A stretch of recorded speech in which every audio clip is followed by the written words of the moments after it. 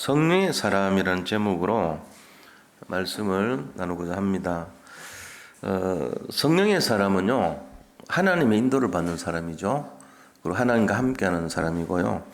또 성령의 충만함을 입은 사람을 말합니다. 그런데 이 성령의 사람은 결코 실패하지 않습니다. 그리고 하나님의 뜻을 분별하기 위해서 날마다 기도하죠. 자, 그런데 실패자는 어떤 특징을 갖고 있냐 하면은 너무나 쉽게 결정해 버립니다. 그리고 너무나 쉽게 포기해 버립니다. 성령인도 받는 게 아니고 자기 생각대로 해버린 거예요. 근데 이제 처음에는 그게 별 차이가 안 나죠. 나중에 보면은 이제 어려움을 당해요. 그래서 우리가 하나님이 기뻐하시는 것이 무엇인가를 찾도록 도와주는 것이 사역입니다. 하나님이 원하시는 것을 알도록 도와주는 게 사역이에요. 왜냐하면은 대부분 우리가 갖고 있는 속성이 뭐냐면은 이렇게 좀 힘든 거 안 하려는 쪽으로 많이 간단 말이에요. 어렵고 힘든 일을 내가 이렇게 피하고 싶어하는 쪽으로 선택을 해요. 자꾸만 그 믿음의 선택이 아니고 불신앙의 선택을 많이 하고 있죠. 그러니까는 뭐든지 안 되는 거예요. 그래서 영적인 것에 대해서 나중에 보면은 불이익을 당하게 됩니다. 결국은 이제 인생의 실패의 모습으로 나타나게 되는 거죠. 그래서 그런 사람들은 중요한 때에 잘못된 결정을 받아요. 굉장히 중요한 선택을 해야 되는 시간표에 하나님의 선택 아니고 자신의 선택을 하게 되죠. 평상시에 이렇게 살면 어떻게 되냐면은 영적인 비밀 다 놓쳐버립니다. 그리고 이제 세상적이고 육신적인 이익을 따라서 조그만 거 그런 거에 이제 마음이 뺏기잖아요.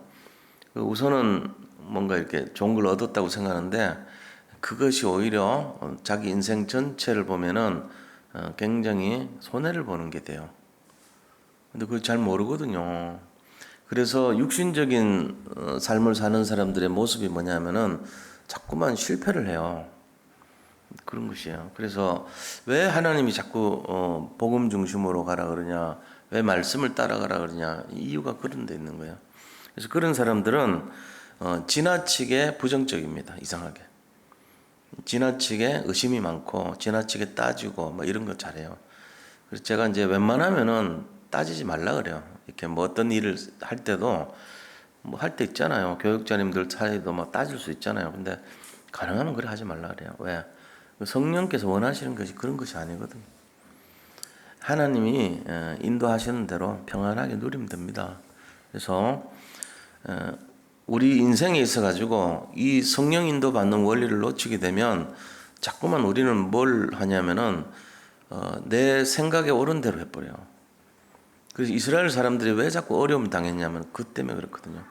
근데 그거를 여러 가지가 복합적이에요. 체질도 있고 유전적인 원인도 있고 또 내려왔던 그런 내용들도 있겠지만 가장 중요한 이유는 불신앙에서 나온 거예요.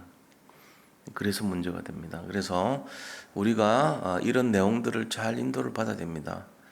자기 자신이 잘 못하기 때문에 반대로 하면 돼요. 사실은 반대가 뭡니까? 기도하는 거고요, 말씀 보는 거고, 전도하는 거. 그게 반대로 하는 거. 우리 잘 안 하잖아요, 사실. 우리가 하는 거에 반대로 하시면 돼요.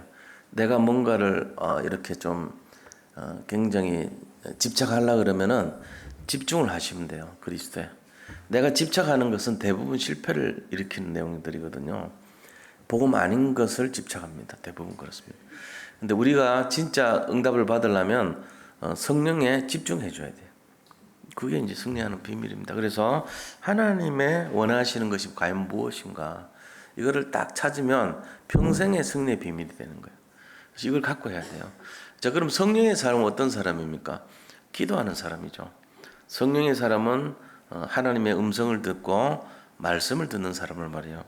자, 오늘 본론에 들어가서요, 성령의 사람에 대해서 우리가 함께 나눠봅니다. 두 명의 사람이 여기 나와 있어요. 누가복음 2장에 나오는 성령의 사람 예를 두 명을 이렇게 드러났습니다. 한 명은 시몬이라는 사람이고 한 명은 안나라는 사람이에요. 이 두 사람을 통해서 하나님께서는 성령의 사람을 설명하고 있습니다. 그렇잖아요. 첫 번째 오늘 본문을 보니까 이제 21절에 보면은 난지 8일 되면은 할례를 행합니다. 8일째 할례를 행한 것이 이제 율법에 기록이 되어 있어요. 그리고 이 예수님 이름을 천사가 가르쳐 줬죠. 그 이름을 예수라라.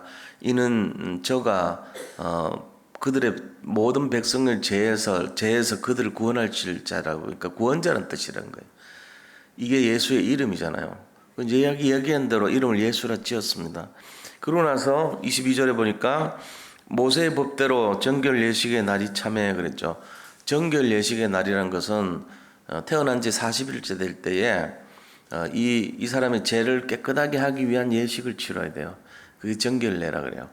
그게 이제 레위기 12장에 나오거든요. 레위기 12장 6절에서 이게 계속 레위기 12장 보면 2절부터 6절까지 쭉 나오는 내용이 그 내용이에요. 그런데 뭘 어떻게 하냐면은 첫 번째 태어난 장남은 하나님 거예요. 무조건 어떤 이삭의 첫 이삭, 첫 열매 그게 다 하나님 거거든요. 하나님께 이제 먼저 드려요. 그게 이제 이 레위기서의 의미예요. 자기 소득에 제일 먼저 나온 것을 하나님께 드리는 거예요. 그런 개념이 있어요. 마찬가지로 장남도 결혼해서 낳은 첫째잖아요. 그러면 이제 하나님 소유다 이렇게 돼 있어요. 그래서 그 의식을 치르러 가야 되는 거예요. 그게 난지 40일째 하는 겁니다. 그때 보통 이제 좀 부자나 이런 부유한 사람들은 뭐 양도 드리고 이제 이렇게 하지만 이들은 가난한 자였어요. 목수의 아내고 가난했어요. 그래서 비둘기 2마리 드리는 거예요. 한 마리는 번제로 드리고 한 마리는 죄를 용서해 주는 속죄제로 드리기 위해서 2마리의 비둘기를 바치는 겁니다. 그래서 집비둘기나 아니면 산비둘기 중에 2마리를 취해서 바치라 했는데 그거 바친 사람은 가난한 사람들이. 그리고 성전 세겔이 보통 한 사람당 반 세겔을 바쳐야 돼요. 0.5세겔을. 근데 이날 속죄제를 드리러 간 날은 10배를 드려야 돼요. 그래서 5세겔을 드려요, 보통. 그게 이제 율법에 기록이 돼 있어요. 근데 가난한 사람은 이 5세겔을 또 면제시켜줘요. 그럼 지금 기록이 없어요. 몇 세겔 줬다는. 그러니까 이제 마리아는 상당히 가난한 부류에 속했다 하는 것을 알 수 있죠.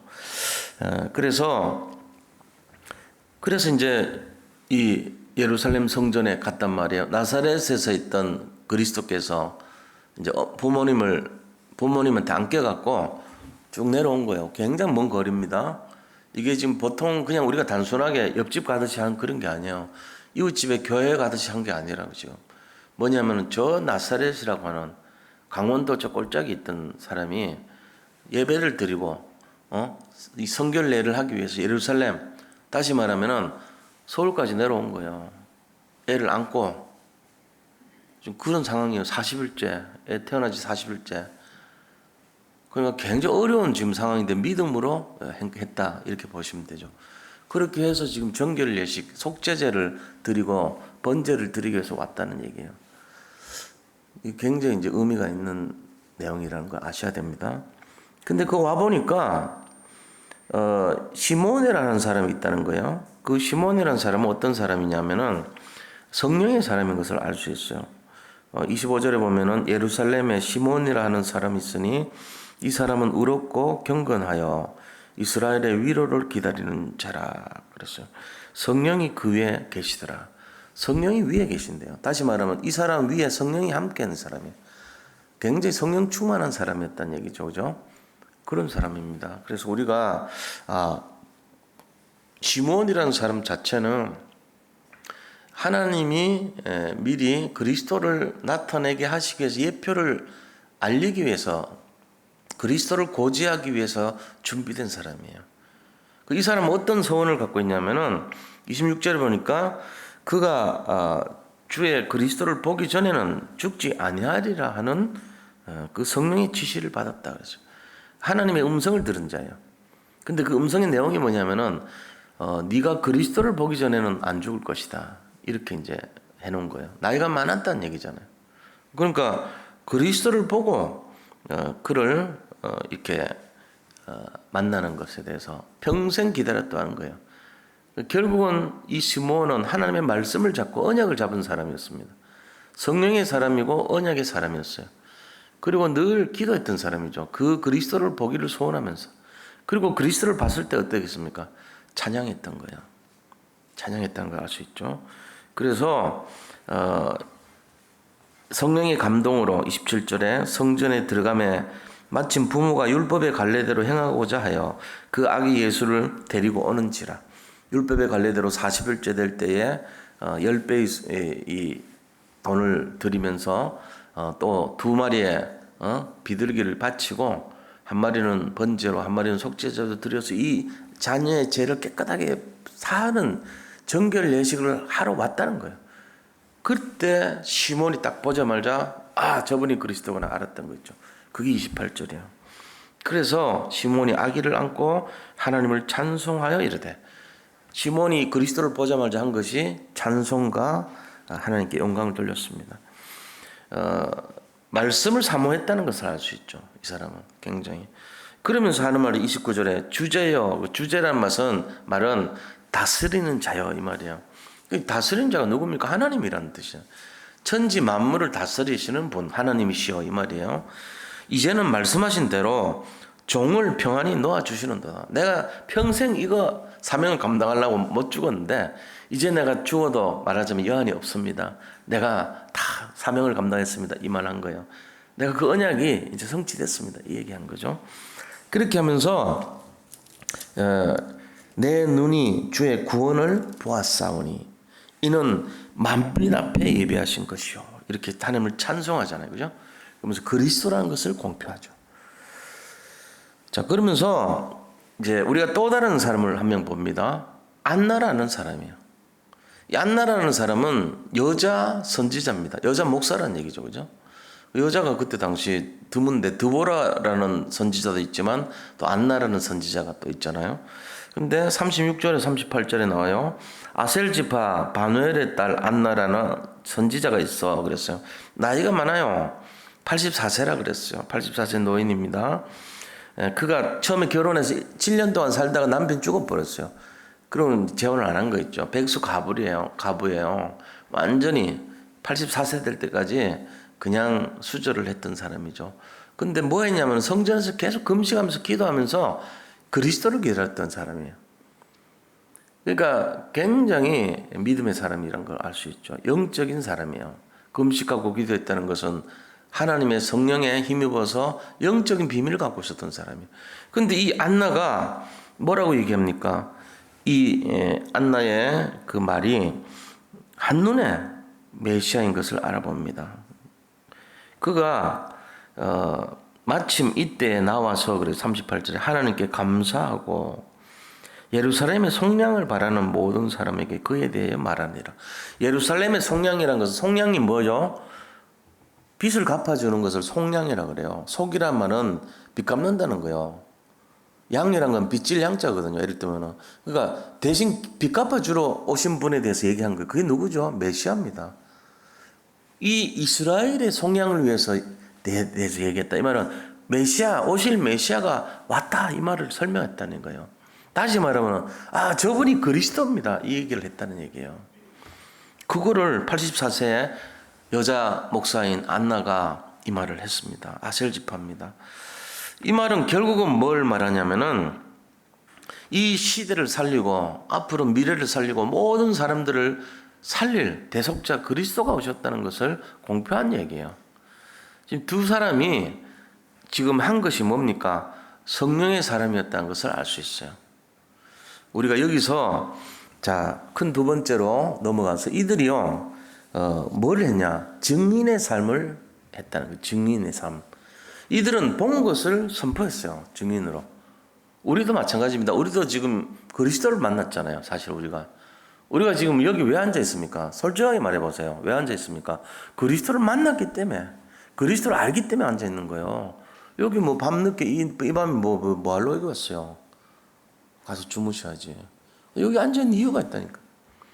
그리스도 만나서 우리가 그리스도께 기도하기 위해서 온 거야. 하나님을 만나가지고 그 크신 하나님의 능력을 알기 때문에 우리가 여기 앉아서 그분께 기도하잖아요. 지금 이런 증인이란 말이에요. 만나서 안다는 것은 그 증인의 삶을 두 사람이 했던 거죠. 자, 시몬은 어떤 것을 증거했습니까? 시몬의 증거는 28절에서 32절 보니까 뭐라 그러냐면은 만민 앞에 예비하신 것이다 그랬어요. 이제 30절에 보면은 내 눈이 주의 구원을 보았사오니, 구원을 봤대요. 구원이라는 것은 저분을 통해서 내 죄가 사함을 받았다, 죄가 없어졌다 이 얘기잖아요. 내가 구원받았다는 거예요. 저분을 통해서. 내가 주의 구원을 봤다는 거예요. 이제 그게 첫 번째요. 거기에 대한 증인이었어요. 저분은 구원을 이루시게 하는 분이라는 것을 증거했던 거죠. 자, 두 번째는 뭐라고 했습니까? 이방에 비추는 빛이다 그랬어요. 또 하나님은 만민 앞에 예배하신 것이라고 그랬어요. 그죠? 만민 앞에 예배하신 것이요. 전 세계 앞에 주님이 예비된 분이란 거예요. 그리고 이방을 비추는 빛이랍니다. 그 다음에 주의 백성 이스라엘의 영광이라고 그랬습니다. 이게 누가 들어봐도 그리스도인 걸 알 수 있죠, 우리가. 이게 증인으로 말한 거예요, 시몬이. 그래서 우리가 이런 믿음이 있어야 돼요, 우리 속에. 우리가 그리스도 생각하면 감사가 있고 감격이 있어야 됩니다. 그렇잖아요? 두 번째, 안나는 뭐에 대한 증거를 말했습니까? 바로 예수가 그리스도이시라는 것을 증거했습니다. 이스라엘의 성향에 대해서 말했다 해서. 예수님이 그리스도로 오셔서 모든 사람의 죄를 대신 갚아줬어요. 그거를 말한 거예요, 안나가. 저분이 우리의 죄를 속량할 분이다. 메시아다 이 말이죠. 자, 그러면은 세 번째로요. 이런 사람들이 우리가 볼 때 뭐라고 얘기하냐면은 성령 충만한 사람이라고 그래요. 성령 충만한 자의 특징이 있습니다. 큰 세 번째, 성령 충만한 자의 특징이 뭐냐? 우리가 이걸 이제 알아보면요. 첫째는 언약을 잡는 자예요. 말씀의 사람입니다. 특징이 말씀의 사람이에요.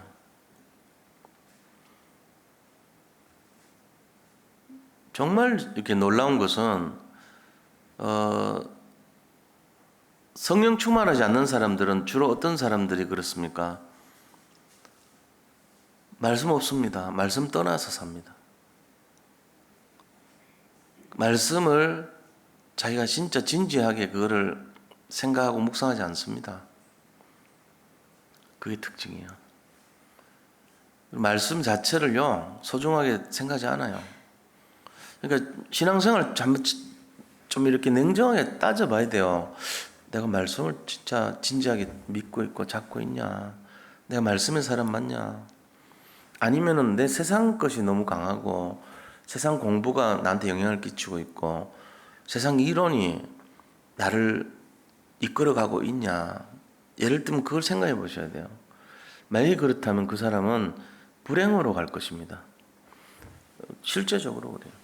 말씀의 사람이 아닌 사람들이 사사기의 사람들이었어요. 그들은 자기 소견을 따랐어요. 우리가 주로 잘못 인도받는 게 주로 내 소견에 오른 대로거든요. 말씀의 사람은요, 하나님 뜻을 따라가요. 이게 다릅니다. 그러니까 말씀의 사람이 되어야 됩니다. 말씀을 진짜로 우리가 잡고 따라가는 거예요. 그게 중요한 거예요. 말씀이 틀릴 수가 없어요. 말씀이 우리에게 영향을 끼쳐야 돼요. 그 시몬과 안나는 말씀의 사람이에요. 그리고 또 특징이 기도의 사람이었어요. 말씀과 기도는 우리가 평생 잡고 따라가야 될 언약입니다. 이거를 딱 잡고 이미지로, 우리의 이미지가 말씀과 기도가 돼야 돼요. 그걸 따라가야 돼요. 그러고는 뭐 합니까? 이 사람들의 특징, 성령 충만한 사람들의 특징은요, 믿음의 사람이에요. 믿음의 사람이었다니까요. 그러니까 이제 사람들은 거꾸로 생각합니다. 이렇게 열심히 하고 뭔가 노력하고 애를 쓰고 외우고 암송하고 또 말씀도 기억하고 그다음 기도도 하고 이러면 믿음이 생기는 줄 아는데 그렇지 않아요. 아무리 그렇게 해도 믿음 없을 수 있어요. 대학 교수 노릇을 할 수도 있어요. 가르칠 수 있어요. 세계사 가르치면서 기독교 교회사 가르칠 수 있어요. 전 세계 중세 기독교 역사, 그 다음에 초대교회 기독교 역사 가르칠 수 있어요. 근데 그 사람이 믿음이 없을 수도 있어요.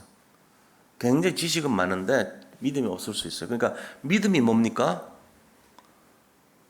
믿음이라고 하는 것은요, 하나님의 능력을 아는 것이 믿음이에요. 말씀을 믿는 것이 믿음이에요. 그리고 그 믿음으로 말미암아 내가 구원받을 수 있는 근거가 되는 것이 믿음이에요. 이런 세 가지를 얘기했잖아요. 믿음이란 것은 정말로 그리스도를 내가 보는 순간에 그분이 너무나 능력이 있고 모든 문제를 해결할 것이라는 것이 믿어지는 것이 믿음이에요. 우리가 뭘 노력하고 애쓰고 하루에 몇십 번씩 뭘 외우고 암송하고 그래서 믿어지는 게 아니에요. 그거는 안 믿어지는 사람들이 하는 거예요. 어떤 면에서 안 믿어지는 사람들이 해야 되는 거예요. 왜? 그렇게라도 해야 믿어지는 것처럼 유지가 되는 것처럼 착각하는 거예요. 근데 진짜 믿는 것은 그런 것이 아니에요. 예를 들어서요, 우리 인생에 가장 소중한 것이 있어요. 그럼 어떻게 되겠어요? 그 소중한 것을 포기할 수가 없죠. 우리는 자녀라든지 이런, 아니면 사랑하는 가족이라든지 이런 사람들, 그거는 포기할 수가 없어요. 이 사람들이 어디 외국에 가 있어도 마음이 늘 거기가 있어요. 또 어디 나하고 떨어져 있어도 늘 거기에 그들의 안전을 생각하고 있고 그들이 어떻게 지내는지 궁금해합니다. 이유는 뭡니까? 가족이기 때문에, 사랑하는 사람들이기 때문에 그래요. 그리스도가 나에게 있어서 그런 의미가 안 되면 우리는 그걸 그리스도를 믿는 게 아니에요. 주님을 사랑하고 주님이 어떤 분이신지를 신뢰하고 그분을 의지하고 이런 관계가 아닌 것을 믿음이라 볼 수가 없는 거예요. 그냥 단순하게 주님하고 나는 별도고 내가 그냥 믿어야 되기 때문에 믿는 상태가 되면 그 사람은 영적으로 죽은 상태입니다. 죽어가고 있는 상태입니다. 이거를 잘 분별하셔야 돼요. 정말로 주님이 내가 믿어지냐? 믿어진다면은 당연히 내가 해야 될 게 뭐겠어요? 그분에게 계속 대화를 해야 되겠죠. 기도, 그죠? 그분이 하신 말씀의 뜻을 분별하기 위해서 말씀을 찾아봐야 되겠죠. 그게 성경이에요. 그리고 그분이 원하시는 뜻이 무엇인가를 따라가야 되겠죠. 이 전도입니다. 이건 저절로 되어져야 되는 거예요. 근데 우리는 그렇게 안 하거든요. 해야 되는 것처럼 얘기합니다. 그리고 마지못해서 합니다. 어떨 때. 또 오늘 안 하면 굉장히 좀 캥깁니다. 그래서 하는 거예요. 그럼 그거는 믿는 게 아니죠. 영적으로 굉장히 타락한 상태예요. 그리고 또 그걸 잘해요. 잘하는데 잘한다고 자랑하는 것도 우습죠. 내가 우리 어머니를 사랑하는 거를 내가 자랑합니까? 어머니를 사랑하는 거는 당연한 거 아닙니까? 사랑하는 거예요. 내가 남들한테 우리 어머니 나 사랑해. 내가 우리 어머니 얼마나 사랑하는지 알아? 난 이렇게 사랑하고 저렇게 사랑하고 저렇게 사랑해. 그 말하는 게 웃기는 거예요. 그거는. 그럼 어머니는 당연히 사랑의 대상이에요. 주님은 믿음의 대상입니다. 주님은 사랑의 대상입니다. 그거를 굳이 드러낼 필요가 뭐가 있겠어요. 그러니까 우리가 믿음을 생각해 볼 때, 정말로 어떨 때 보면은 영적인 타락의 상태가 아닌가, 우리가 믿지 않는 상태예요. 그러니까는 믿음을 자꾸 강조할 수밖에 없잖아요. 여기서 뭘 하세요 하는 것 자체가 틀린 거죠. 어떤 면에서는 반대는 뭐죠? 좀 하지 마세요. 기도를 그렇게 하면 몸 다쳐요. 기도 좀 그만하세요. 성경 좀 그만 보세요, 제발. 전도 제발 그만 좀 하라니까요. 이게 맞는 거예요. 진짜가 되려면. 왜요? 그거 맞잖아요. 어떤 사람이 술을 너무 사랑하는 거라. 술이 자기한테 주인것 같아. 너무 많이 마셔. 그럼 우리가 뭐라요? 좀 그만 좀 마시세요. 이러잖아. 이거는 나쁜 측면이지. 건강 위해서. 근데 그리스도는요, 아무래도 지나치지는 않아요. 근데 너무너무 막 그것 때문에 정신을 못 차릴 정도로, 될 정도로 주님을 사랑하는 거라. 그게 좋은 거지. 세상식으로 표현한 거예요, 제가. 세상식으로 말리고 뜯어 말릴 정도로 너무 막 주님 사랑하고 믿고 그게 정상인데 그런 사람이 있냐고요? 없지. 그래서 제가 사실은 제발 좀 기도 좀 그만하세요. 제발 말씀 좀 제발 그만 읽으세요. 제발 전도 그만하세요. 이렇게 되기를 원합니다. 그런 교회 됐으면 좋겠어요. 그래가지고 여기 있는 성도님들 볼 때마다 예수 좀 그만 좀 믿어. 그렇게 믿으면 어떡해요? 할 그런 목사가 있을까요? 없을 거란 말이에요. 그게 정상이 돼야 되잖아요. 근데 우리는 반대로 한단 말이에요. 제발 예수 믿으세요. 응? 제발 예배 드리세요. 제발 좀 기도하세요. 제발 성경 좀 보세요.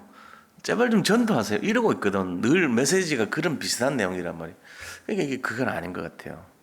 결과적으로 뒤집어 놓고 보면은 우리가 주님 사랑하지도 않고 믿지도 않고 억지로 앉아있고 뭐 이런 분위기 비슷한 그렇지는 않잖아요. 그래서 저는 다락방 복음운동에 여기 오신 분들은 좀 다르다고 생각합니다. 솔직히. 그래서 우리가 그런 정도 수준이 되면 안 되지 않냐. 정말로 예를 들어 새벽기도 오세요 제발. 틀린 거예요. 진짜 어떻게 해야 됩니까? 건강 생각해서 새벽에 좀 쉬세요. 제발 좀 계속 오지 마시고 이렇게 해야 정상 아닙니까? 저는 그렇게 생각합니다. 제발 좀 오지 마세요. 새벽에 오면 그거 힘들잖아요. 뭘 그렇게 오세요. 집에서 그냥 누워서 좀 쉬시지. 이럴 정도가 돼야 되지 않나 이거지. 근데 이제 안 그렇단 말이에요. 반대로 한단 말이지. 그래서 우리가 진실하게 한번 생각해 보면 믿음에 대한 부분을 계속 얘기하는 거예요. 그럼 과연 믿음이 뭐냐? 믿음이라고 하는 것은 내 모든 것을 드리더라도 아깝지 않는 게 믿음이에요. 근데 사람들은 뭔가 덕을 보는 믿음을 많이 갖거든. 지금 두 사람은 증인이란 말이에요. 이 증인은 성령 충만하단 말이에요. 성령 충만하려면 반드시 있어야 될 게 믿음의 사람이 돼야 돼요. 근데 이 믿음의 사람들이 갖춰야 될 내용들이 그런 거라는 거죠. 우리가 지금 갖고 있는 것이 믿음이라면 그 믿음을 어떻게 해야 되냐 이거죠. 저는 어느 순간인가 그거를 한번 생각해 봤습니다. 제가 솔직히 너한테 예수님을 믿는 것 때문에 네가 네 생명을 바쳐야 되고 예수님 믿는 것 때문에 너의 재물이 손해를 보고 예수님 믿는 것 때문에 네가 부모 형제를 떠나야 되고 예수님 믿었기 때문에 아무런 혜택도 없고 예수님 믿는 것 때문에 세상에서 손해가 볼지라도 너 예수 믿을 수 있냐? 이제 계속 그런 질문을 하는 거예요. 너 예수를 믿는 것 때문에 네 지금 갖고 있는 재산의 반이 날아가고 네 예수 믿는 것 때문에 네 몸이 상하고 예수님 믿는 것 때문에 세상 사람들이 아는 거 반대로 손해보고 그래도 예수 믿냐? 너 질문을 해보는 거예요. 제가. 해보니까요. 이게 좀 심각해요. 내가 그냥 네라고 말하기에는 너무나 어려움이 있더라고. 처음에. 근데 진실하게 말씀드리면. 근데 점점 무슨 생각 드냐면은 네 그렇습니다. 제가요 아무것도 필요 없습니다. 저는 손해봐도 좋습니다. 제 생명이 없어져도 좋습니다. 주님 따르겠습니다. 이 마음으로 제가 지금 돼가는 걸 느껴요. 요즘은. 실제로 그래요. 그게 돼야 되지 않겠나 싶어요. 왜냐하면 전부 제가 지난날 살았던 이유가요. 예수 믿으면 좀 덕 좀 봐야 되지 않냐 네가. 예수 믿으면 네가 진짜 뭔가 좀 얻어야 되지 않냐. 이것이 많았거든요. 제 속에. 근데 이제는 안 그래요. 이제는